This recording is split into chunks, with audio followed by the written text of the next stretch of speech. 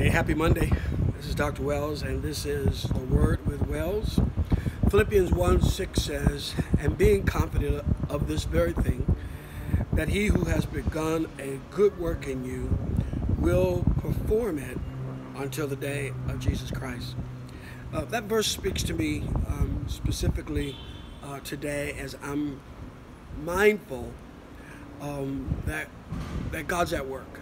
I'm mindful that no matter where we are on this journey, God's at work. And so I can be confident that God, who brought me into my existence, brought me into this world, brought me into my calling, blessed me with the family and the friends and the people who have come into my life, the choices, the mistakes, the successes, the challenges, all the things that are the sum total of what makes me be the person that I am, God is aware of, God is orchestrating, God is using to mold and to shape and to fix me to be the man that he wants me to be. That comes with some consequences, some chastening, right? Some discipline, some whippings. But it also comes with a great sense of God's love, and a great sense of God's favor, and a great sense of God's ordering our steps. The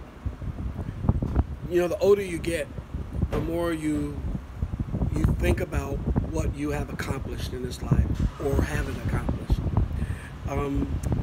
The older you get, the more you think about what you have lost and what you have. And what I have kind of been my, mantra to some degree, and I just said this on a call to some incredible people as we are looking at what God is having us to do in the days ahead. And that is a quote from Dietrich Bonhoeffer that says, "Life can only be lived forward and learned backwards." In other words, we live out our life. We live trying to accomplish the things that we believe we've been called to accomplish.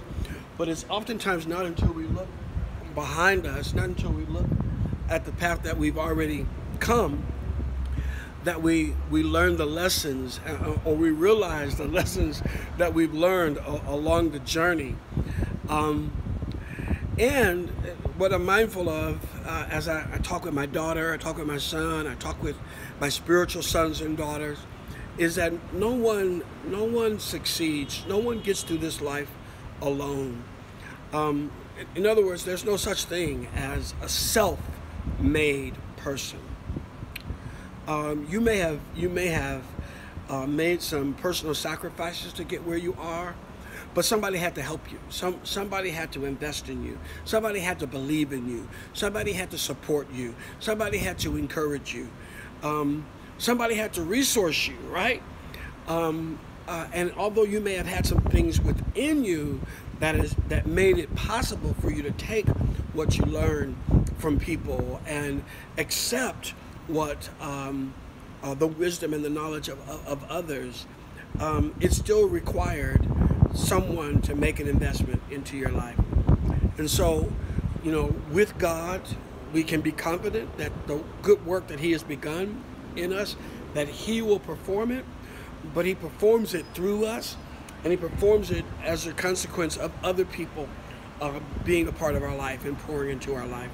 So as we begin this week, this Monday, with this word, I want you to be vertical in your thinking, vertical in your praise, vertical in your acknowledgement that it was God that brought you to this moment, and that he'll bring you forward.